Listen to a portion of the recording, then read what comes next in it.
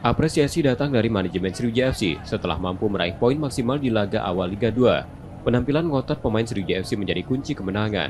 Meski raih hasil positif, Sriwijaya FC tak lekas sombong untuk menatap di laga selanjutnya. Sriwijaya FC tak akan meremehkan lawan yang dihadapi nanti dan bertekad menyapu bersih laga kandang dengan poin maksimal. Saya pikir saya sudah wanti-wanti ke klub, kalau di kandang kita harus ambil semua. Nggak ada ceritanya kita draw kalau di kandang, kita harus ambil semua. Bagaimanapun caranya kita harus ambil. Karena hitung-hitungan kita, peringkat kita, kalau saya bercoba berhitung ya, saya juga perintahkan Coach Listiadi sama para asisten untuk menghitung-hitung mulai sekarang.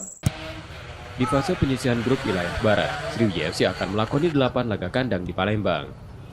Nurul Muhammad, Kompas TV, Palembang, Sumatera Selatan.